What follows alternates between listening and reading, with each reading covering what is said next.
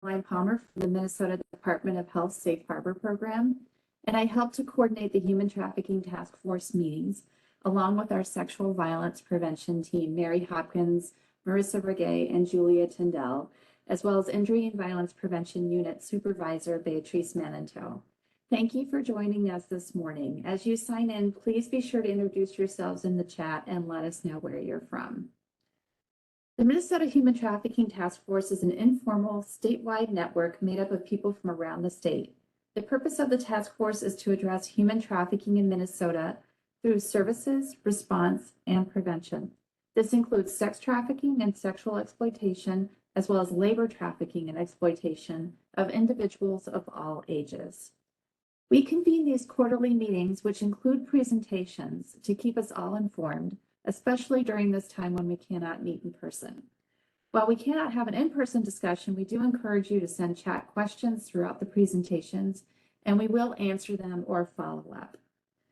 We have over 1,300 people from around the state and outside of Minnesota who are signed up on the task force list, the Sex and Labor Trafficking Prevention Network listserv called MNSTPN, MNSTPN, and our Facebook page. Please sign up on these lists if you're not already on them to receive updates. Our meetings are recorded and the recordings are made available on the Trafficking Task Force website about a week after each meeting, and we will send an email announcing that it's available. Today we have two timely presentations. The first covers critical components of effective sexual violence and human trafficking prevention curricula. Here at MDH, we often receive requests to review prevention curricula, giving us an opportunity to work with our partners, including the Minnesota Coalition Against Sexual Assault, to identify best practices. In just a moment, I will invite Julia Tyndall to introduce our panel discussion for today. Then we will hear from Safe Harbor Program Evaluator Jory Catalpa about recent data trends in Safe Harbor. Jory recently led the transition to new grantee data reporting system here at Safe Harbor and will highlight some key information. Also, the biennial evaluation for Safe Harbor, which has been delayed in state agency review, should be released in coming weeks, and we will be sharing that with you as soon as it's available. Finally, in the event we don't have enough time at the end, I also wanted to highlight a new training resource in Safe Harbor, which is an online training for healthcare providers. It's for providers in emergency departments, community clinics, and other settings such as school counseling, residential treatment, substance use treatment, and more. It is free, available online, and self-paced, and was developed by healthcare providers and survivor subject matter experts. I will put the link in the chat, and we will send out more information shortly. I will also put a link in a chat about a recent news story that came on Minnesota Public Radio about the release of labor trafficking protocols for law enforcement that were put together in partnership between the Advocates for Human Rights, the Bureau of Criminal Apprehension, and the Minnesota Department of Health. So I will put that link there too, so you can take a look at that. And with that, all those great announcements, I'm going to turn things over to Julia Tyndall to get us started. Thank you so much, Caroline. Welcome, everybody. My name is Julia Tyndall. My pronouns are she, her, and hers, and I am the Sexual Violence Prevention Program Planner at the Minnesota Department of Health. I have the privilege of introducing our panel for today, Critical Components of Effective Sexual Violence and Human Trafficking Prevention Curricula. We have received an increased number of requests for training and technical assistance on providing curricula that is effective, age-appropriate, and safe for young people. So we decided to call in some experts to identify best practices and answer some questions for us. It is my pleasure to turn it over to our moderator for today, Hunter Beckstrom. Hunter is the Prevention Program Coordinator at the Minnesota Coalition Against Sexual Assault, or MCASA. Welcome, Hunter, and welcome all of our excellent panelists.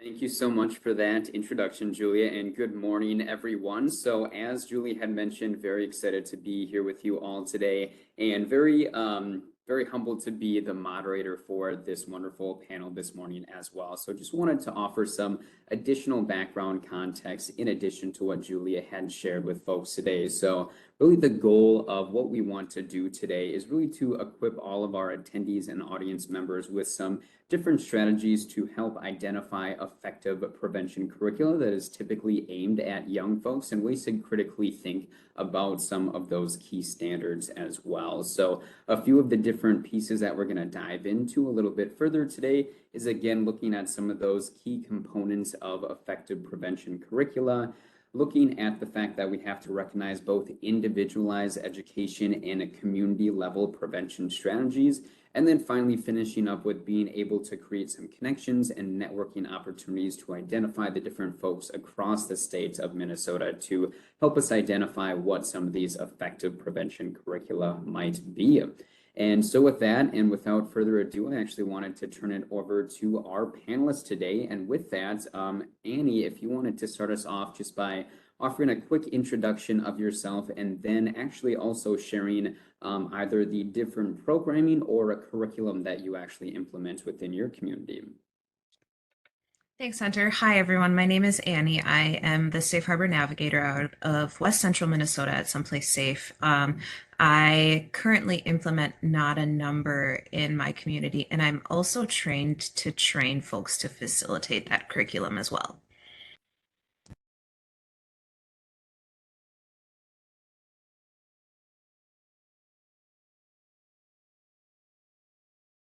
Thank you so much, Annie. Alison, would you care to jump in, please? Thank you.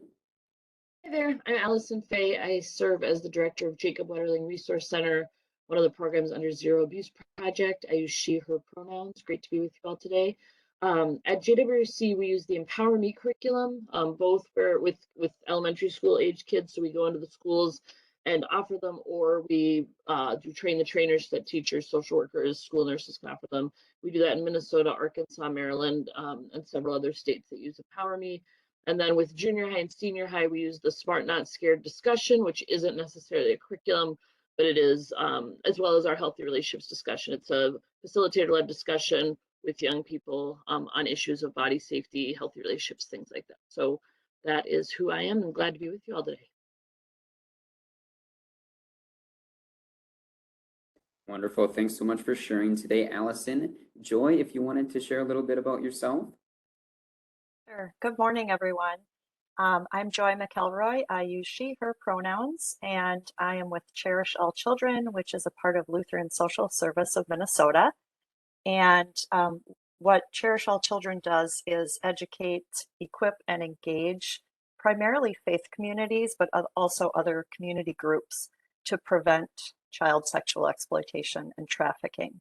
And our newest resource is a Safe and Healthy Relationships Youth Guide that can be used in, primarily we're marketing it toward confirmation classes in faith communities and high school youth groups. Thanks. Thank you so much, Joy. And last but not least, Noah, if you could take it away. Hi, my name is Noah Shepard. I work for Alexandra House. I use he, him pronouns. And one of the primary curriculums that we use in our youth department, we provide prevention and intervention work in 22 different schools in Anoka County, is Safe Dates, and that's one that's run by Hazelton.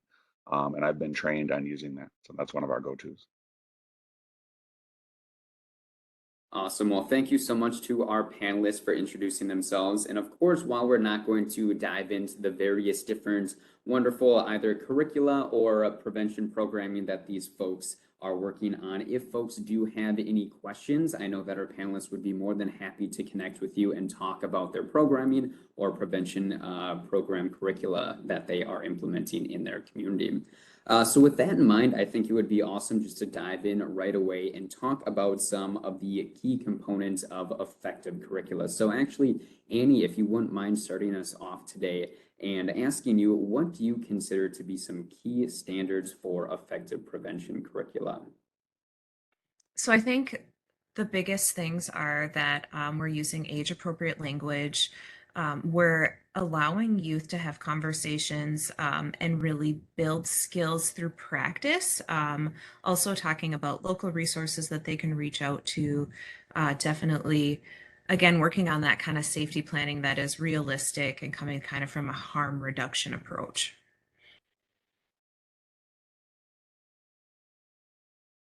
Thank you so much, Annie. So I just wanted to reiterate some of your points. So looking at age-appropriate language, trying to connect with some local resources, and then harm reduction, that's certainly a huge emphasis. Do any of our other panelists want to jump in and share some of their thoughts on some of these key standards for effective curricula? I would just say any curricula that also, in whatever way, can engage parents or caregivers at home is a added bonus, because that then empowers them to continue to have these conversations versus the classroom. And then those parents can feel equipped to have those conversations, or caregivers throughout the time. So that's always an added bonus when it engages families at home. For Cherish All Children, it's really important also that we make connections for folks, especially working within the churches. They may not be, the youth leader or the pastor or the adult leader of that group might not be as familiar with these topics. And so connecting them with local organizations, local advocates, helping them understand Safe Harbor and what resources are available there and how to access some of those things. What's a regional navigator? What's their role? So really connecting them with the professionals that do this work and not feeling like they need to be the expert.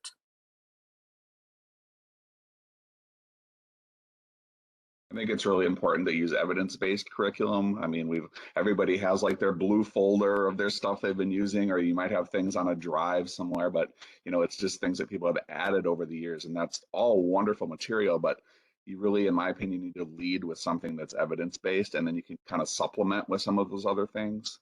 I've been in lots of meetings, especially with school districts, where people are trying to get into the school, and they're saying, "Yeah, we have our blue folder, and Roxy put it together, and we did this," and the school kind of look at you and you're like, nope, you need to say we went to this, we purchased Hazelton Publishing, we've been trained by them, we understand what it is, it's evidence-based. You know what I mean? Yeah, it's a different sort of conversation.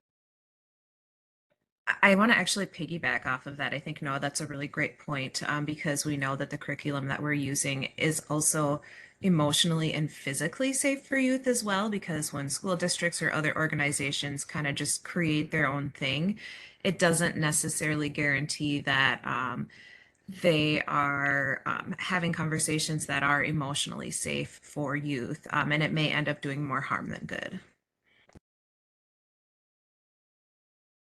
And I think that point on being evidence-based is very, very important, because it takes a lot of time and evaluative efforts to ensure that a curriculum is actually evidence-based, or at least evidence-informed too as well, right? And I think another piece that I wanted to share is that really ensuring that this content is being accessible, and knowing, and some piece that we're going to dive in a little bit later, ensuring that it's going to be accessible for different types of communities. So you can't have just an overall blanket type of curriculum for ages, 5 to 18, right? It really has to be catered to all of the different types of youth, the age groups, and different communities that might be involved within that space as well. And one piece that I also wanted to dive in a little bit deeper is making some of those connections, whether that's with parents and guardians at home or within your local community as well, just because that these youth are taking in and soaking in some of this information doesn't mean that they're maybe not critically thinking about that. So really kind of giving those parents, guardians, and other community members some of those tools to be able to have some of those deeper discussions is very important. So thanks so much for our panelists for offering some of those key components. I know that I'm going to have to go back into this training and just make a list of everything that y'all are talking about. So thanks so much. So with that in mind, I think it's really important to kind of talk about the opposite end of the spectrum here, right? So now that we have a pretty clear understanding of what some of these very important key components of effective prevention curricula are, Alison, I wanted to turn it over to you. If you could answer, what are some potential red flags of unsafe, non-trauma informed, or ineffective curricula? I think in doing prevention work, we need to always be thinking about the first rule is to not do any harm, right? As has been said by other folks. And things to be really paying attention to is any curriculum that focuses solely on hardening the target. You know, this is what you can do to keep yourself safe and to prevent this from ever happening to you. And this is all on your shoulders. I mean, it's not fair to expect an 11-year-old to take on sexual violence prevention and sex trafficking prevention on their own shoulders, right? This is a community effort. And so just even looking at sort of thinking about a triangle of the very tip of the iceberg being the hardening the target piece, and here's what you can do. But then what is the bigger piece of that? Like that's the tip of the iceberg. It's about finding those that may cause harm and what are resources for you, what are things to challenge some of those things so that you can be unpacking those. And then the big piece is the those that are bystanders. How do they go from bystander to upstander? And it doesn't mean going after the person causing the harm. It means how do we support the target and how do we own the narrative and create a safety, you know, space that's safer. So I think any curriculum, I mean, I'm sure all of you can talk about times where you've been called by people, but we had a reporter call us and be like, can you tell us when you're doing Empower Me so that we can videotape the kids like punching and kicking, because we think that'll be good for the news time. Like, yeah, we don't punch or kick, like that's not our thing, you know, like we just really want the punching kicking. Like when you teach the parents to punch and kick, like that's not, you don't usually punch your grandfather, and it's often like a family member. So just sort of helping people move away from that. And then the last thing I would say is just really are trying to pay attention to anything that's fear-based. The amount of questions I get from adults about the Berenstain Bears, don't talk to strangers book, like, you know, all these people are like, I remember that, it scarred me for life. You know, just the stuff that's fear-based sticks with us, but not in effective ways, and it doesn't empower us to move, and it doesn't empower us to act. And then I said those last things. The other thing is just when we talk about not putting it all on the person, to leave a lot of space for it. If you haven't told, it's okay. Like if you haven't said anything, that doesn't mean you've done anything wrong. Because a lot of young people, when prevention curriculum is done with like, and then the last step is that you need to tell, and if you haven't told, then they feel like, oh, I did that wrong too, you know. And so just be really careful how we talk about disclosing, making sure that we're empowering kids to disclose, but giving that space of like, you know, it's never your fault. And if you haven't found someone to tell yet, let's start building our safety net of people we could tell now. So those are some of my thoughts, but to move away from things that are scary is sort of the big key.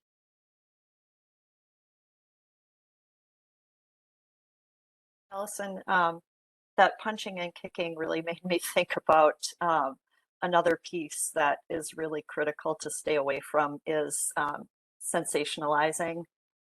You know, so whether that's in images that are being used or videos, I mean, we've all seen some of the really horrific images that kind of that fear-based piece again. And so to really stay away from any of that type of imaging and focusing on the whole person, you know, versus like, this is what defines you. And then language too, like language that can be really harmful or really outdated language, or again, sensationalizing this issue versus really having it conversational and helping folks understand how this, you know, how this really happens in the real world and online and things like that, versus some of those really graphic and kind of fear-based imaging. I would add to that, and we know that for effective learning, we have to have the ability to practice, the ability to have conversations and really build muscle memory. So when you have a 45-minute video and 15-minute discussion, this one and done idea of prevention curriculum, that is a really big red flag as well, because we know that, again, they're not engaging in safe conversations necessarily, and also not really getting the opportunity to provide or to get good learning on the topic. I was going to say, I get irritated about curriculum that they just think it's like a one size fits all kind of model. And so I'll give you an example. I used to work for Big Brothers Big Sisters, which is a wonderful organization. But they would quite often say, okay, well, we're going to start reaching out to like the Hispanic community, for example. And then they wouldn't modify any of their materials. They would just be like, yeah, it works for everybody else. It'll work for that community. And it doesn't. Modifications need to be made. I remember we were talking about mentoring to parents in the Hispanic community. and they had no idea what we were talking about. And all of a sudden we started talking about, well, it's like having a godparent without the church part. Oh, now we get it. You know what I mean? And then they were on board with everything. But it's just like little things like that, where if you just think you can bring something in and not change it at all to work with a new community, that no, you need to be able to modify it. Yeah, I think these points are very important. So I just want to reiterate some of these ideas that our panelists have shared with us. So really looking at that, of course, we don't want to continue, doing harm to our young people through these presentations or through this curriculum, not looking at, as Alison had said, what can you do as a young person to prevent sexual violence, right? We don't want to put the entire responsibility or onus on young people to stop this, right? This has to be a community-led effort, and young people should not be bearing the brunt of that either. Really avoiding any type of sensationalized images or fear-based content as well. And then I also think, as someone had mentioned, looking at outdated language, and that's one point that I wanted to talk about as well, because I can actually relate this general question to talking about red flags and facilitating that conversation with young folks, right? So whenever I facilitated conversations about red flags of abusive relationships with young people, I say, in case that you are noticing, one of these red flags in your relationship or friendship, it's not to say that your relationship is inherently abusive, right? It's really designed to be warning signs and to check in to, acknowledge it, address it, and improve that, right? And I think to the point about outdated language, we know that it takes a ton of work, effort, and time to actually create an evidence-based or evidence-informed curricula. And so we know that with all the new research, all the changes and new experiences of victims and survivors, curriculum can get outdated really, really fast, right? However, there's a huge difference between curriculum that is ineffective versus harmful, right? And so I think that's the point that we're really trying to make today, is that of course we can address and improve and tweak our own activities within a curriculum that might be potentially ineffective for whatever reason, but we're really trying to focus on the points of curriculum that could be harmful, right? And as some of the points that folks have talked about, those are the pieces that we really have to keep in mind when we're either considering or implementing this curriculum within our communities as well. So again, thanks so much to our panelists for answering some of those questions. And before jumping into the next question, I did just want to highlight what is going on in the chat. So I know that someone asked about what curricula is available for working with parents and where could that be available. I know that we've shared that Love 146, which other folks are very familiar with, along with Not a Number, which is a part of the Love 146 curriculum that has been shared in the chat. But maybe within one of these next questions, our panelists can kind of answer that question a little bit deeper too. But in the meantime, I actually wanted to shift a little bit and ask Noah, how do you use language to meaningfully connect with young people? Thank you for that. Even before language, I think appearance is unbelievably important, and knowing who you are and how you're going to come across. So, for example, I am 6'10" tall. I am extremely tall. So I use that as an icebreaker when I start talking to young people, but I bring it up right away. Like, yep, I'm really tall. How tall do we think I am? And, get them talking. Because if I don't acknowledge that, I know that they're not even paying attention to what I'm saying, right? They're distracted by that. So acknowledging that right away. I also, like today, I'm wearing a polo shirt. I'm in a professional environment here. I worked with middle schoolers the other day, and I wore a Jurassic Park t-shirt, right? I was at a mobile home park in Blaine, and we were working on some materials, and I wore my Jurassic Park t-shirt, and I didn't want to dress up too much. Same thing when I used to do in-home assessments. If I wore khakis and fancy clothes and things like that, I would have very poor conversations with parents. If I came in much more comfortable and natural, we'd have a lot more in-depth conversation. So I think that is really important. And then language, yeah, I mean, don't use, especially in education, we say all these things and IEPs and PBIS skills and like all these things like that. Don't use those words. People have no idea what you're talking about. You all have this agency lingo that you use all the time. Really stay away from that. DVSA, you know, all these things. People off the street, for the most part, they don't know what that means. And so drop those kind of things, actually say what you're saying. Don't ignore, in my opinion, if you're working with a group of students and someone's talking about something kind of on a side conversation, it's really easy to just be like, no, I'm just going to ignore that, right? And maybe they'll stop talking. No, pick that up, right? They're curious about something. Maybe it's on topic, maybe it's not. Acknowledge that. Oh yeah, I see you're talking about this over there. Just take a minute and acknowledge what they're saying. Even if you go off track for a second, I think acknowledging it is a lot better than just completely ignoring it. Have fun, use humor. I did a project with some students the other day, and at the end they had created kind of some goal planning ideas that they had for setting healthy boundaries, right? So that we did a goal planning activity, and at the end they had this list of like, here are some goals I have for setting healthy boundaries with different people in my life. And they're all like, well, what do we do with this now? And I'm like, well, you can do whatever you want. You can put it on your fridge at home. You can tear it up and make some confetti out of it. You know, and a lot of them did that and threw it up and just make sure all the confetti gets in the trash. But, you know, have some fun with things. It doesn't always have to be so formal. And even when you're talking about kind of heavy topics, humor has worked really well with me and has gone a long way. And just, you know, meet kids where they're at. If I'm working with little kids, I'll kind of get down at their level or sit on the floor or sit kind of at a lower spot. If I'm working with older kids, mind that personal space.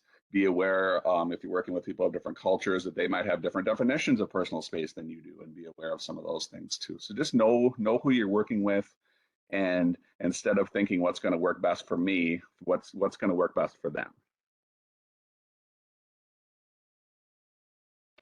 I would love to add to that. And I think that really just emphasizing, Noah, what you shared is that being your authentic self. So showing up and using authentic language with youth. And I think particularly when it comes to these kind of curricula, we're allowed to have interactions with youth where there isn't so much of a power balance, where they're getting a lot of information typically is from instructors, from other folks who are in a position of power. So we're really able to come in more as equals. And I think that again, is such a huge benefit. And I would just add to is that I am old enough that I'm no longer connected with youth language. And I share that with youth all the time, that like I have to have them tell me what some things mean. So again, being authentic in that I have no idea what's trending on TikTok. So please tell me more about that and tell me why this is important. And allowing them to have an opportunity again to teach and share again in the power that we're equals in these conversations.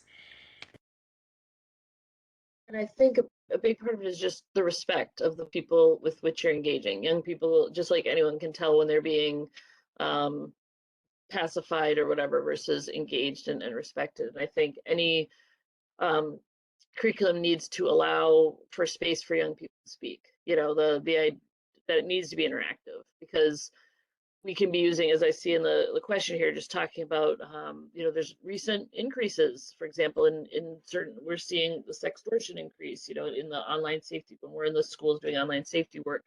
And that the discussion pieces of that, the back and forth pieces that can bring up things that might not be necessarily a part of what we're presenting on, but that young, you know, we can say, and this is also what we're seeing, and, you know, what are your takes on that? And so we're then keeping it relevant by engaging their voices, their lives, not creating a space where we feel like that young people have to say, you know, to give their stories or testimonies. That's not what this is, but just that idea of it can't be the one person in front as like an alpha being like, I have all the answers and here you go, because then that's doesn't allow for that learning and that back and forth and that what ifing. With the little ones, we do so much of what if this happened or if this happened. And I've been doing Empower Me for a long time, I think over 20 some years, and obviously tweaking and changing throughout the years, but I'll always feel like I've heard every question. And then I'll be like, oh, no, I haven't. I have not ever heard this question. So that keeps it relevant as well. Just making sure that the youth voice is included as well. Yeah, I'm going to concur with much of what everyone has said. and add to, like Annie, what you were saying is really coming as your authentic self. So one of the pieces of the youth guide that we have is there's a leader's guide as well, and just educating those who are going to be working with this this curriculum to really come as themselves, and not take on, you know, like, again, for me too, I'm not going to try to have a youth voice. I'm going to say, this is who I am. This is, you know, I'm in a different age category than you guys, but I'm just going to come as who I am and ask them. And there's some kind of funny times too with some of those, like, all right, don't know what you just said. Help me understand what that means. So that, you know, that adds some lightness to it versus trying to really, you know, be speaking in their language. So that piece. And then also in our second session, when we talk about online safety, I really say, like, you guys are the experts in this stuff. Like, you probably already know a lot of this, but we're going to create this safe space to be able to have a discussion around it. So one of the exercises is, you know, matching up, like, draw the line from the word to the definition, you know, and it's things like sexting and revenge porn and sextortion and things like that. And, you know, it's not a test. They don't need to turn in their paper or anything. It's their own guide. But to just say, you probably know all of these things. It's often the parents who don't know them. But this is, again, this is opening the door to have these conversations and to know that this is a safe place to now talk about these things. I think some of these points are so very important, just like coming to these engagements with youth, being your authentic self and trying not to be something or someone that you aren't, right? That goes a long ways in being able to actually connect with young people. And I think as folks were, you know, just consistently wrapping into this conversation of empowering youth as well, because as Joy and all of our other panelists were mentioning, like, youth are the experts on their own experience, and it's very valuable to get that direct information to them, because I think with curriculum, you know, curriculum should be for the community, right? But if anything is for the community, it really should be by the community as well. So it really has to be a collective effort to be able to implement this very important knowledge as well. And on that note, I think it's very important to talk about obviously the importance of increasing our individualized knowledge, right? Because we often have to start with that, but that's not the only thing that we have to consider, right? And so Joy, I actually wanted to hand it back to you. If you could discuss a little bit about the value of programming that emphasizes individualized education with both community level engagement of prevention strategies, and then also keep in mind if our panelists could try to answer some of the questions that have maybe come up in the chat about meaningfully connecting with different types of communities as well, or any of the other questions that are resonating with you as well. But Joy, if you could take it away for us. Thanks, Hunter. Yeah, I mean, obviously we're working with the individuals that are in the room with us, but then to help them also understand that this is a community effort. You know, we've said that a few times here. And so the importance of that community level involvement is the ongoing impact, that this isn't just on this young person's shoulders to handle and manage this, that the community is supportive and to really work toward long-term positive change together, and to help young people know that, you know, they're not alone. And so to, you know, that feeling of isolation, especially over these last couple of years, that, you know, this is something that we're here to support you on and engage families and engage the community, and help them understand who are some of the safe adults in their life. You know, one of the things that we do in, I think it's in the third session, when we're doing an action plan for safety, is, you know, identify who are the safe adults in your life, and let them know, you know, talk to them and say, hey, you're one of my people, you know, and then that adult might take on a more active role. So that, you know, that again is kind of a one-on-one thing, but then helping them to identify, you know, in the again, for Cherish All Children working within faith communities, that this is a community that's going to talk about these issues. This isn't something that's out there, like we understand that this is something that happens in people's lives, and the faith community is going to be here to support you. And so also doing education to the entire faith community. So we have a guide for adults as well, that it's a 4-session guide that they would understand what this issue is, and to be able to learn how to talk about it with young people, to understand what some of the resources are, and to recognize that the church has done harm. The church has done serious harm. And so to help everyone understand that too, and that might be a part of what a young person is dealing with as well. And what do we need to do to help support that as a community, and really work together on it.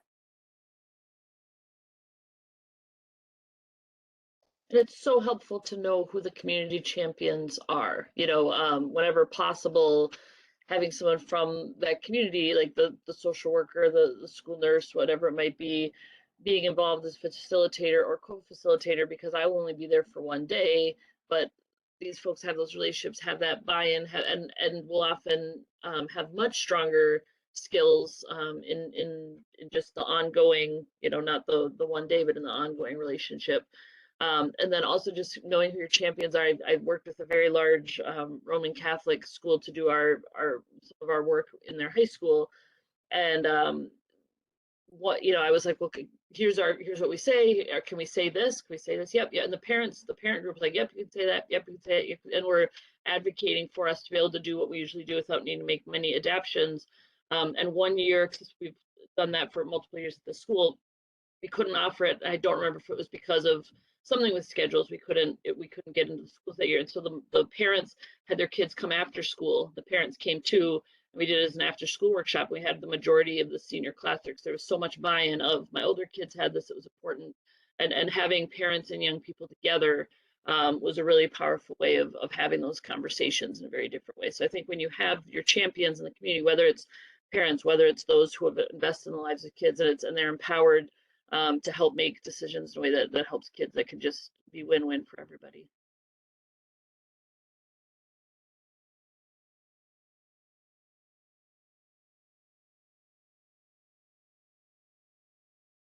I was just going to say that I think that sometimes too, like we all have these like pictures of this like perfect community and we're all supporting each other, and it doesn't always look like what it's going to be in your head, right? So I used to run a teen center, and I was like, oh man, I wish law enforcement would be more involved in us, right? And they'd come in, and we're doing these great activities, and we're using a Search Institute curriculum at the time, and man, I wish they would come in here and work on some of our curriculum with our kids. That would be so great. And it never got to that point, but it got to the point where the police officers would stop by and play basketball with the kids. We had a basketball hoop out in front of the teen center, and it took up a while to even get to that point. But it's not always going to look like this thing in your head. But when we got to that point where they would stop by and play basketball with our kids, I'm like, all right, awesome. Like we're getting there. And it wasn't what was in my head, but clearly they're showing support to our youth. So.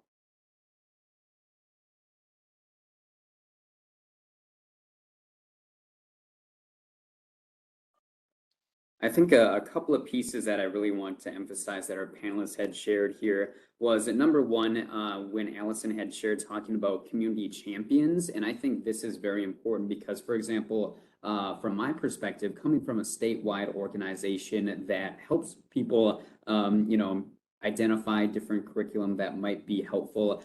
I'm not in the know or, deeply rooted within that community about all the different dynamics or experiences unique within that community. And so really being able to make some of those connections is going to be very, very important, because even if I might have the knowledge or expertise, I don't have that very, very important piece of engaging with the community and being able to rally behind some of these causes, right? So that's one point that I wanted to make. And then also another piece was, having accountability of harm that has previously happened. And I think this piece is very, very important because we know that that has historically happened, and especially to certain groups and populations within our society as well, right?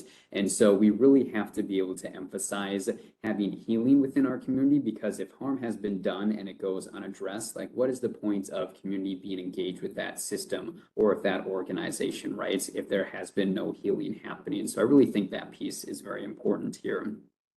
But I did want to take one brief pause before jumping into the next question. I know that Joy had just shared in the chat to Paula's question, but if some of our panelists could answer just on the curriculum or programming that they do, is there any type of charge for the education that you all do typically within your community?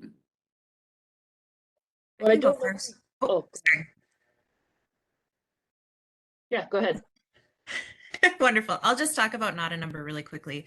So facilitators did have to pay a fee, and we do have to pay an annual fee, but communities are not charged for us to run this curriculum. And it is something that I didn't mention earlier. It is available in almost every setting for youth between the ages of 12 and 18. So we wouldn't be charging schools, residential programs, community partners at all. That is something that would be free for our community partners.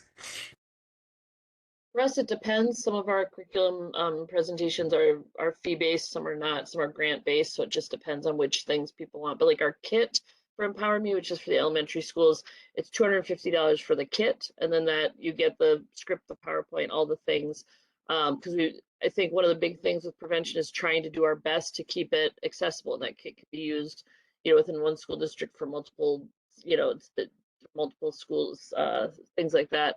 But I think when we empower folks to do that work, we're also making not just community buy-in, but also cultural buy-in, in the sense that I, as a white woman coming in and being like, I have all the answers, not helpful, right? But as me saying, here's your kit, and we can do a train the trainer, and or even having those community leaders and those who know the community well, being there and being present. The worst experience I ever had, I think, at elementary schools, when I went in to present and all the teachers left the room to go and get some paperwork done that they need to get done. And the principal's like, I'm going to have an outside person come and do a workshop so you can all get caught up during the school day. And so then if kids had questions, even just the language that we're using, the teachers were very frustrated because they couldn't pick up the torch and keep going with it, right? So I think we have like a standard. If we're coming in, these are the basics that need to happen, and like the education leaders need to be there when we're there, so that this can continue on, because I'm never going to have all the answers, and that's a dangerous place to put ourselves in. And the more that we can get everybody feeling like their voice and their experiences matter and their voice matters, the better off we all are. And we're not there yet at all, but we continue to work toward that.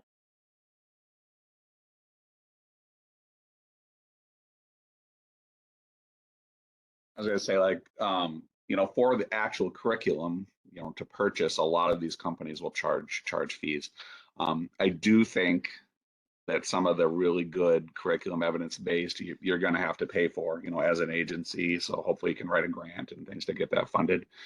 As far as like individual services, for example, Alexandra House, where I work, for example, our services are in Anoka County. So if any schools or individuals in Anoka County, that's where we serve. If we go out of Anoka County, sometimes we don't want to step on anybody's toes from other agencies, so we try to kind of just stick to our county, but we don't charge for our services. All grant funded primarily. Thanks so much to our panelists for answering that little branch off in our conversation. But I actually wanted to uplift something in the chat from Ashley, because that is a perfect segue into our next question. And so Ashley is asking if there is resistance by schools to bring certain curriculum to their students. Are there any techniques or selling points that can make schools more inclined to allow the curriculum? And so keeping that in mind, and just asking generally our panelists here, so how have you navigated some of those barriers into implementing that effective curricula, whether it is with school districts or workplaces or just any general environments within your community? I'm happy to tackle that one first. So what we've run into is that, I mean, obviously talking about sex in schools, and particularly our more rural and conservative communities can be pretty difficult. What we've done is offering to model some of the activities and then really talking in depth about what conversations we're going to be talking about. So really that focus on healthy relationships as it impacts our youth, talking about youth's individual vulnerabilities and building resilience based on those vulnerabilities, and then again, connecting them with community resources. But I really truly have found that the modeling of the activities has been the most effective because when our partners see how fun and engaging and also helpful the activities are, then they're a lot more interested in bringing them to their schools. So across the state, safe harbor providers, particularly navigators, are taking every opportunity we can to really talk about particularly not a number and what it looks like so that our community partners are more interested in bringing it to our youth. I guess for us, right now it's really hard to be a teacher. Right now it's really hard to be in education. Folks are exhausted, folks are under-resourced, and then we look at the exhaustion around expecting teachers to carry so much of the emotional load, especially teachers of color, when it comes to discussing, George Floyd. It's like there's so much expectation, and we say, can we do one more thing? We had the experience recently where we're given a grant to move our Empower Me curriculum from where it is, which is evidence-informed, into evidence-based. We're working with a great research company to do pre-post and to do all that, and we couldn't find Minnesota schools to buy into it for so many reasons, right? Folks saying we want to wait till we're fully staffed to do this. We've just lost 4 of our positions. We want to wait till we just aren't so exhausted. We want to wait until we have 1 year that's not COVID impacted, right? So and the other tricky things, we couldn't use any schools in the study that we currently have relationships with, that we're currently doing the work with, because they have to do the pre of like, no one who's ever heard this, and then the post. We ended up having to shelve that right now, just because we can't get that buy-in, right? And that's just where we are. It's not something that I take personally, and then I'm like, oh, JWC, we're not doing, like, teachers this is hard. This is really hard, and we're not doing a good job of elevating our teachers, and we're expecting them to take on way too much. And no matter how much of a light lift that we can make as we try to do, this is still asking to take up time in their classrooms, asking to take up time in their day. And so I think a part of that, when we think about have we navigated barriers, I think one of our big barriers right now is just culturally, like, how much do we value education, and what does that value look like, and how we treat our teachers and how we treat our educators. And that has to be in a different place if we want to continue to do this work. And we're thankful that we have relationships in schools, and that we're able to do this work, but it's hard and it's exhausting. And I would say the other thing is just, this has never been, until the last handful of years, this hasn't been an issue that we've found very politicized. Body safety education, but with the hijacking of language, of hijacking of things like grooming. We had our CEO do a video on our Facebook page, just like, this, what is grooming? It's not this, it is this, because there's this hijacking of language, this hijacking of what we do. And folks who are trying to use body safety curriculum as a way to create distrust of teachers and distrust of educators. So the more that we can be transparent, the more that often when we start with the parents, it's helpful, because then we get our champions and we can build those relationships. And then one of the issues with the train the trainer model is that we then have less control when people take on the kit, right? Which can be great to have less control, but we also could get a call. I got a call from someone once, was like, oh, the trainer came dressed up as the tooth fairy, like, and came with like a gown and like a thing, was like, I'm going to teach this to you, and then the tooth fairy is going to keep you safe. And like, what? And it's then I had to add to the trainer, like, please don't come in costume, right? And these are things that you wouldn't think that you're dealing with until you're dealing with. And then if you have one bad presentation, one tooth fairy presentation, you can have a huge ripple effect of which you're trying to deal with. So I think that's part of the problem as well. Just to piggyback off what you said, Alison, it's very well said. And I'm a teacher by trade, and worked for St. Paul Public Schools last year. And between COVID and the strike and distance learning and hybrid learning and in person, and it was just a mess. and I've moved on and I'm working for a nonprofit agency now. And a lot of people have done that. So that's true. It's a very, very difficult time to be a teacher. I think to go back to the question, it's how you present things, right? So if we're presenting to a high school, most of the high schools are fine with us saying, yeah, we're going to come in and talk about healthy relationships, and they're okay with that word. Don't say sex, but you can say healthy relationships, right? And then middle schools, they don't want you to even say healthy relationships. Yeah, we're going to come in and talk about healthy boundaries, and they're okay with that. You're okay if you say boundaries, but not relationships, right?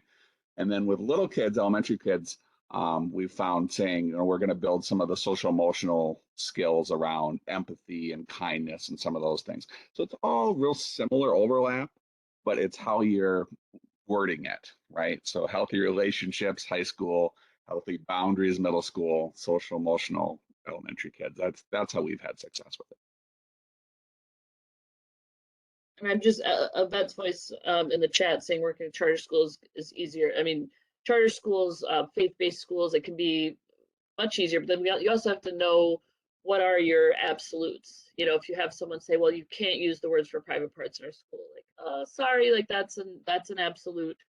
You will hear me say penis, you will hear me say, like, that is part of the work that's being done here to help reduce some of the to help and give kids some of those skills. And so I think knowing what your like must-dos are, but knowing that often you might find it easier to get into a charter school, faith-based school, depending on the relationship and depending on a lot of different dynamics. But it's one of my favorite things that we do is we sometimes do our presentation in evenings with parents who opt in with their kids, that parents and kids can hear it together, and then you get to have that learning together.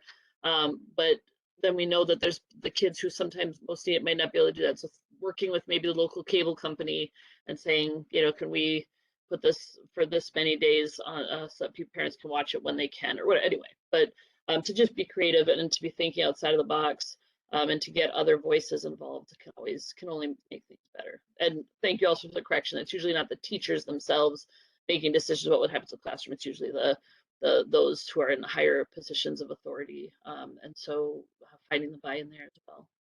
But parents can do some of that legwork for you when they understand the importance of the curriculum. I'm going to comment on, I see Caroline entered something in the chat concerned about trafficking exploitation education presented without context of healthy relationships, sexual health education.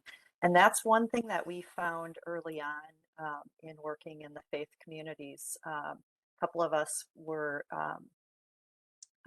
certified as not a number trainers and working to bring that into the youth groups in churches, and really found it wasn't the right fit because they weren't ready for it. You know, like there hadn't been any, you know, pre-work around that. And so then we were like, okay, so work done for a year creating this safe and healthy relationships youth guide. And that has been, there's a lot of excitement around that for this fall and you know, kind of the next season of education time in the churches, because it starts it with that. You know, the first session is, you know, what is a healthy relationship? What does it look like? Let's define that. Let's talk about it. And then the second session goes into online safety. And so those are two things that, you know, parents and leaders want youth to talk about and want to have those conversations. And then the third session, okay, what is sexual exploitation and trafficking? You know, let's define that. Let's help folks understand what that is. And then finally end with the safety plan in the fourth session. So yeah, so it's kind of putting it in the order so that, you know, that comfort level is built to say, then we're going to get there, but we're not going to start with that in the first session is a better fit for this community.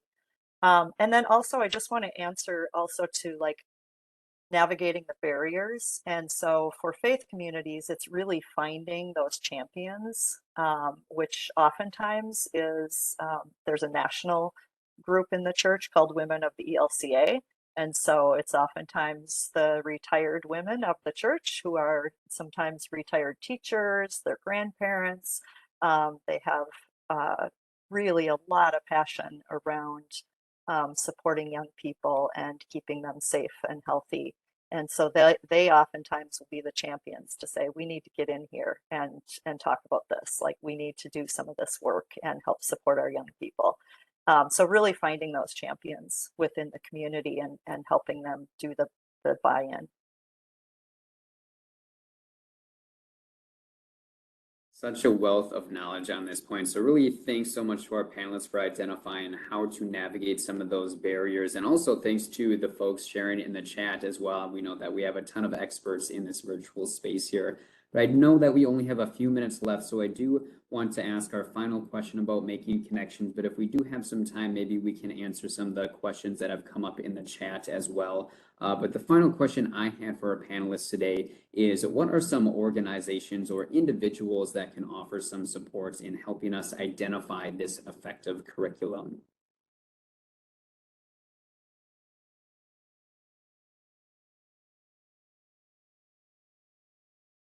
I'll tackle that first. That's an easy one for me. Reach out to your safe harbor navigators in the communities that you live in, because they can definitely connect you with, for example, Not a Number. Also, clearly, we're doing the work in communities. Or if navigators aren't licensed to facilitate Not a Number, can connect with other agencies that do.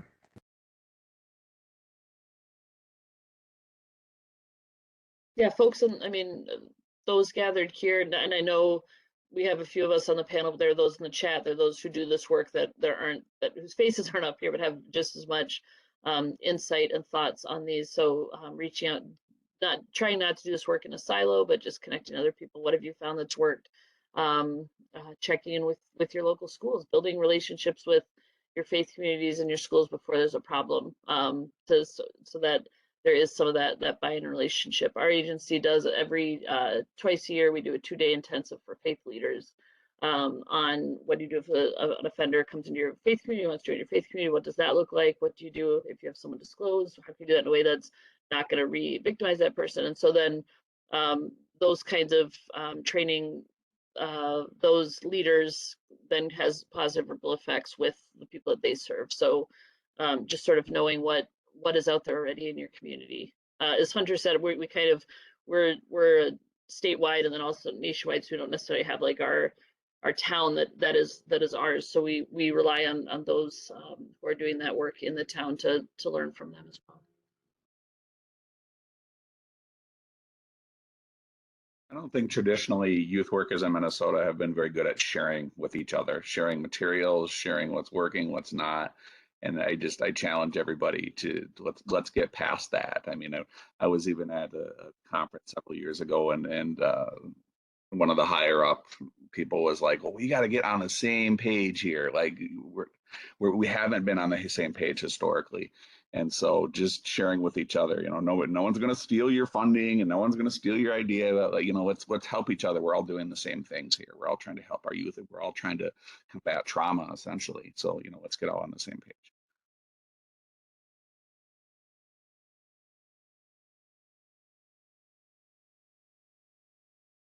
I did just want to take a minute, either Caroline or Mary, do we have maybe another minute or two just to answer some of the questions that maybe we haven't had the opportunity that have come up in the chat? You could just do like maybe 2 more minutes. Thanks. Thank you so much, Caroline. So our panel, I know that Claire had just asked the question, what curricula is available for law enforcement training in sex trafficking, but I know other folks have also asked about identifying young folks in the classroom who may be displaying signs of being at risk for trafficking. So anything that we can just leave our audience members really briefly. So the first point with law enforcement, we offer the crime scene to trial curriculum, which is where multidisciplinary teams, law enforcement, forensic interview, etc., go from the crime scene to the trial together with actors playing those parts so that they can work on those skills. And we do that nationally. And there's a component there in education around sex trafficking and online safety for law enforcement is a bigger piece of the crime scene to trial class. So that's one thing that I know, but I don't know the specific piece. And I'll let someone answer the other one.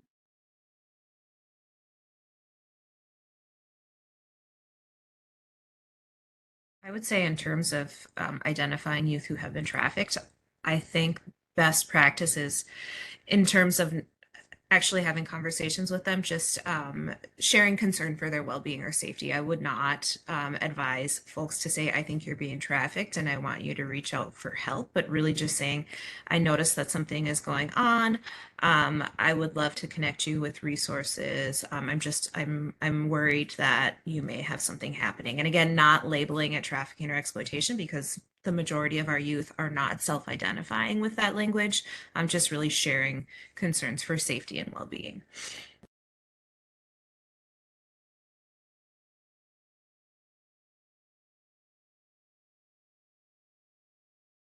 All right, well, with that, I just want to say thanks so much to our panelists and, of course, everyone who has participated in the panel today via the chat and sharing some really awesome resources. So if we could just give some gratitude for our panelists, clapping our hands or just sharing some gratitude in the chat, that would be wonderful. So it was a pleasure to be here with you all today. I know that I had learned a lot, so just want to say a huge shout out to both Annie, Alison, Noah, and Joy. It was a pleasure to be here with you all today. And I know that if folks do have some follow-up questions, we are going to be sharing some contact information just so we can kind of stay in touch about really a lot of this awesome information. So thanks, everyone. I just want to echo that gratitude. Thank you so much to all of the panelists, and thank you, Hunter, for being such an excellent moderator. For folks who do have remaining questions, just a reminder that you can also always contact the Safe Harbor program at MDH or MNCASA, and they can help connect you to other sources for information on this stuff and provide that technical assistance. And thank you to all of you for participating and asking your great questions. And as Hunter said, I'm missing my little applause button or what have you in Zoom. So love to see that enthusiasm that you're sending in the chat. And we would also love to know, and I'm posting this question in the chat, what is one new thing you learned during today's panel, or what is something that you want to share with somebody else when you leave this meeting today? And that can be another way that we can show and express that gratitude to our panelists. And now it is my immense pleasure to pass the mic over to Jory Catalpa and to Caroline once again. And Jory is going to be sharing a presentation on the Safe Harbor evaluation, and they will both be sharing updates on Safe Harbor. Thank you so much. Thank you so much, Julia. And I'm going to turn this over to Jory real fast, but just wanted to echo my thanks to this panel. Wonderful job that you did, and so much great information. And hopefully more questions will come up and everybody can draw up the expertise of our group. So Jory, I'm going to turn it over to you to do the reporting analyses. Yay. Okay, sounds good. I just want to make sure that I can scroll through my pages. Yes. Okay, great. Cool. Okay, so some of you might have seen some of these analyses already for the first round. So we went live with our new REDCap database to do grantee reporting April 15th. So at that time we had some people entering data, but our hard deadline was July 15th. So I just did a second round of analyses from our new Safe Harbor grantee reporting database and REDCap for this presentation. And then I know I'm building off of those other analyses that I did. So you can see how we're improving, how engagement's going, and then overall just Safe Harbor's reach. And then hopefully Caroline maybe can monitor the chat a little bit. And I will try to leave some time at the end for questions because I want to make sure to save some time at the end for some stuff that you all have to do. So without that, I'm gonna stop using my keyboard because I have to use my mouse. Okay, here we go. So basically, I tried to go through everything that everybody reports because I didn't want anybody to be reporting on something that wasn't utilizable. So we're gonna go through a lot. We're gonna talk about the engagement. We're gonna talk about client representation, client services and needs, staff development and engagement, staff training, and then regional navigator reporting, which was due July 15th, and majority of regional navigators did it. So we do have some data to report back and see how that went, which, spoiler alert, really well. Thank you. And And then I just want to put a little caveat that this is the 5th quarter in this biennium, but this is the 2nd quarter since REDCap went live. That's a little weird, but just keep that in the back of your minds. All right, I'm gonna stop using the keys here. All right, I put a lot of like the grantee narrative report in my sort of section slides, but I'm not gonna read these narratives, but this is from qualitative information from our agencies, just explaining how No Wrong Door is going and how working with law enforcement, CPS, doing No Wrong Door. A lot of the stuff that the panelists are talking about actually show up in the grantee narrative report. So if you want to read these section slides, go for it. All right, so for our engagement, what I wanted to do is show trend analysis because I did the May 22 and now I'm going to do July 2022. So what we can see from this is like our client information. So when we first launched REDCap, we had 432 intakes. Now we have 981 intakes. We had 27 ineligible clients. Now we have 104 ineligible clients. We had 375 enrollments. Now we have 885 enrollments. And notice that the enrollment is a little bit less than the intakes because the intakes is getting demographic information about our ineligible clients as well. And that's really important because especially from these analyses, what I'm noticing is that we are absolutely serving people who are ineligible for safe harbor services, primarily on the basis of the age limit, 0 to 24. And so it's really important to understand the demographics of the people who are not getting served because that might tell us something about equity, bias, accessibility, stuff like that. Then you will also notice that our services has gone way, way, way up. And what this number is telling us is that for these unique clients enrolled, 885, they've received about 4,000 services in this entire biennium. So for the last 5 quarters, which is a lot of services. And it shows a lot of people coming back for services to specific agencies. And then we have 359 exits. That's really important because it's showing people coming in and out, and it shows that the grantees are doing the exits, which is really important, so that we can show the mobility and the transition of our clients, especially with shelter and housing services. There's a more of a formal exit there. Supportive services is very hard to tell if that is an exit or if that's ghosting or if that's life. Like, it's really difficult. And then on this other side, we have these agency forms. So we went from 15 grantee narrative reports to 53, which is showing that the majority of our grantees have completed their paperwork on time. Congratulations.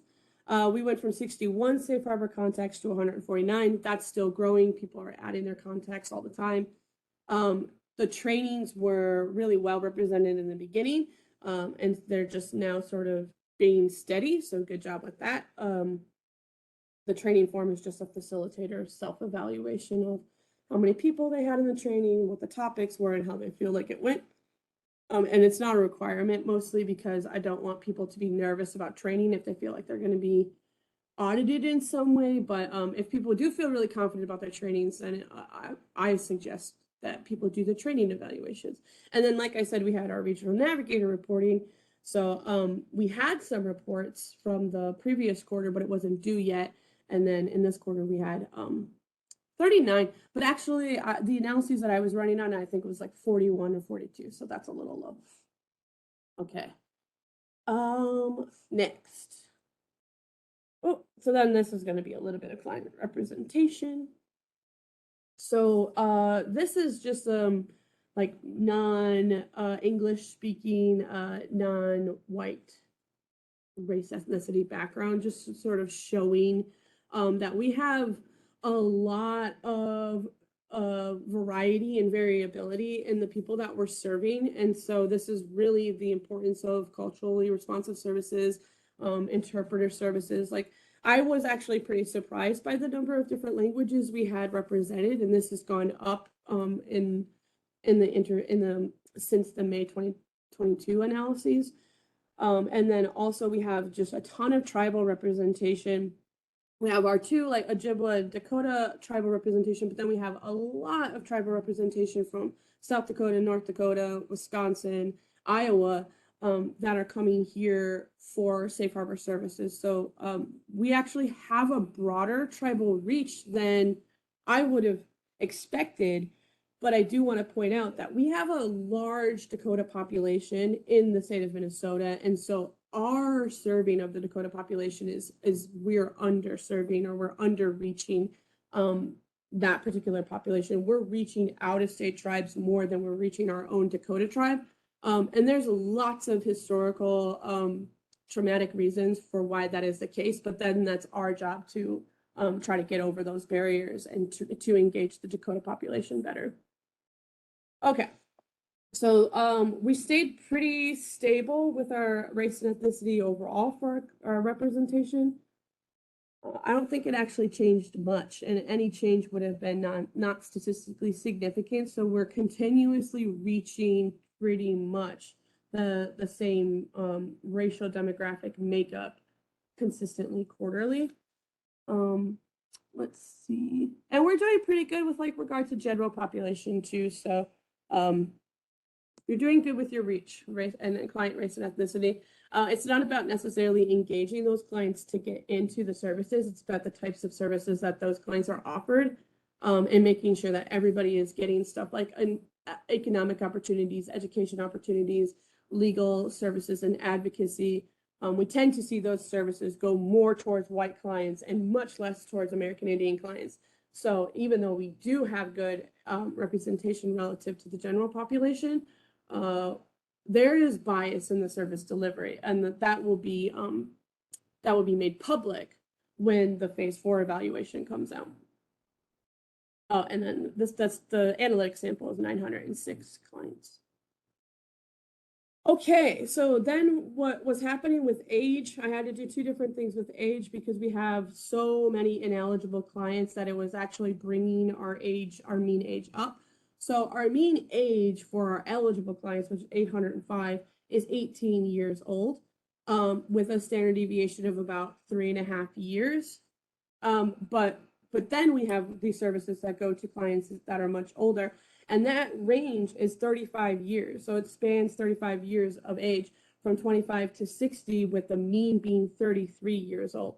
So basically that is saying that there have been people as old as 60 coming to Safe Harbor for services, and there are at least 100 people that we have paperwork for that needed services. So this is a really important case for Safe Harbor for All, and this is why when I did make the change, I made sure to get the demographic information of our ineligible clients as well as our eligible clients. So demographic information for anybody that walks through any of the agencies associated with Safe Harbor. So yeah, here we go. And then we have our gender representation. So I wanted to give you all a little bit of context, because like what this means to Safe Harbor and like MDH leadership is, are we reaching the people that we're supposed to be reaching? And so what I wanted to show for this is that we have a really consistent and good reach. We're over the general population. So what people identified, what youth identified in the MSS, so 0.7% identified as transgender male, 0.3 is transgender female, and we're actually serving 1.6 and 2.1. But what I didn't put on here, and because we're actually really well familiar with those statistics, is that from the MSS, the people who were identified as experiencing commercial sexual exploitation, that's about 5%. So we have so Safe Harbor grantees have good reach with regard to the general population, but we're still underserving actually the overrepresentation of minority people experiencing trafficking and exploitation. So so when we think about reach, we have to be thinking about the general population, but then we also have to be thinking about systemic oppression and who is experiencing trafficking and exploitation more. And those are our targets for reach, which is why we are trying to reach the Dakota population, reach the boys and men population, reach the trans population, reach the non-binary population. So trying to make sense of that for you. yeah, and then just we aren't always going to be overrepresented in our own services for cis female. That doesn't necessarily mean that we're doing a bad job, though. If we have a lot of cis female in our program, that doesn't mean that we're not equitable, because we really do have to think about relative to the population.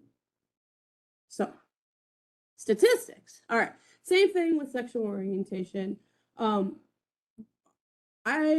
We do really well with queer and questioning, but again, this MSS is the general population, and the 0.5% is it's hard for younger people to identify as queer in this type of survey. So I think that this is an underrepresentation of this queer category. And in fact, as people get older, they might identify as queer and or have more gender expansive ideas than people taking the MSS survey. But what I do want to point out is that also, like, our pan and bisexual representation is much more in line with the overrepresentation of bisexual individuals experiencing sexual exploitation. So good reach there. It's really important. You do want to see this overreach from the general population. So and then just notice that our gender sample size was 911, our sexual orientation is 707. It's really hard to get sexual orientation information, but I always want to put out there, it's super important for our people to ask that, because it's really, really necessary for us to know how the services are landing for specific cultural groups, and especially LGBTQ people. So keep asking. Thank you. Then we added this question about disabilities, and then I did some analyses, and then I realized that unseen disabilities were really profound in our program. So then I looked further into unseen disabilities. So this is a little bit different, but basically what you can see is that 42% of our clients have some sort of unseen disability, 37% do not. And then the rest of the makeup is ADHD, autism, learning disability, a little bit TBI, a little bit of mobility, some sensory impairment, blind, and deaf or hard of hearing. So we are serving clients with a lot of different needs and disabilities, and we need to make sure that we're nimble to all of those different circumstances that might come up. So then what do those unseen disabilities look like? We got some more information. Let's see. Now we pretty much know that the major three, depression, anxiety, PTSD, I think we all knew that, especially for like the work of people who are doing direct services, but it is pretty powerful to see how much that's affecting our clients. It's a huge swath of our clients that are dealing with these really, really specific co-occurring issues. And this is the importance of trauma responsiveness and healing centered engagement. We also are seeing a lot of self-harm, suicidal ideation, substance misuse or dependency, and then different like mental health diagnoses or suspected mental health diagnoses, bipolar disorder, dissociative identity, OCD, defiance disorder, and then lung and breathing and heart functionality. So what we're learning about disabilities, and specifically unseen disabilities, is really powerful as well. So thank you for also asking your clients and giving us that information. All right. So we put on some more questions about parenting and experiencing family-based trafficking. So now we have some family dynamics to look at. So 16% of our Safe Harbor clients were pregnant, parenting, or caregiving in some way. Very awesomely, there was such a small population that was rendered ineligible because of their parenting status. So you all were able to serve this 16%. That is profound and great. 13% of the Safe Harbor clients experienced exploitation and trafficking by a family member. 26% were unsure, and then 60% of staff said that the clients did not experience family-based trafficking. So what's important about that is that that 60%, that pool of 60%, their family could be engaged in healing, in their healing or services that they're getting through Safe Harbor. So this is an important question to see when we should be engaging family as a resource and when we should be protecting clients from family. And we wouldn't know that unless we had these questions. So this is how evaluation becomes intervention and prevention.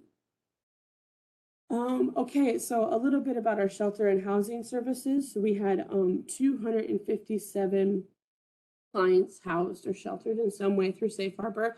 A majority of that is in greater Minnesota, which is amazing because without Safe Harbor, there would be very little housing in greater Minnesota. So excellent work there. We had 72% of supportive housing programs, 21% were emergency shelter. Wow, that's hard to say. And then 6% was aftercare. And then of the majority of supportive housing, 45.7% was congregate. That's interesting. The independent living stuff went down. It was like 12%, now it's 10.8%. And then scattered site went up 43.5%. I'm not sure how that changes what's happening for people, like whether or not housing is becoming more of a group scenario and less of an independent scenario, how that affects the efficacy of Safe Harbor. But there might be something there. I'd be interested to talk to some shelter and housing folks to see why that's shifting, if it's just because we got more information or if there's something actually shifting out in the shelter and housing program. Who knows? All right. So I changed so we have our services are based off of Tim's OVC federal reporting, but with the onset of COVID, a lot of the services went to virtual. So down on the bottom, it's provided in person, referred in person, provided virtual, referred virtual, or it was provided by housing and shelter, or it was referred by housing and shelter. And what's really cool about this graph is that you can kind of just take a look and see like housing is doing a lot of referral of mental health services. So it'd be pretty interesting to get some more mental health services specifically in our housing programs. They also tend to provide, let's see, I thought it was like, oh, and they refer a lot of legal services. So that's interesting. That would be like noting that could specifically help our shelter and housing people more strategically. And then also transportation is provided a lot through our housing folks. And then and transportation is provided a lot just in general as a supportive services, especially as COVID and social distancing is remediating. So yeah, it was just kind of a breakout of just looking to see like what is it that we provide in-house and what is it that we have to refer out. What's really interesting is that the overall aggregate look of this is 7% of our services are referred out. That means Safe Harbor is doing a lot in-house, which just proves how complex and comprehensive the Safe Harbor network and initiative is. So that's a really powerful thing as well. And then just I'm excited to have the shelter and housing be represented for the services that they are also providing in addition to shelter and housing, because they do a ton of case management type work and a lot of advocacy while people are being housed. So. Ugh. And then I have to wrap up the meeting. Okay, so I basically have to go to the regional navigator stuff because I just want to show that the regional navigators did this really cool paperwork and I analyzed it. And basically what this is showing is that throughout the entire state of Minnesota, we're making these way towards multidisciplinary partnerships, or we already have multidisciplinary partnerships in place.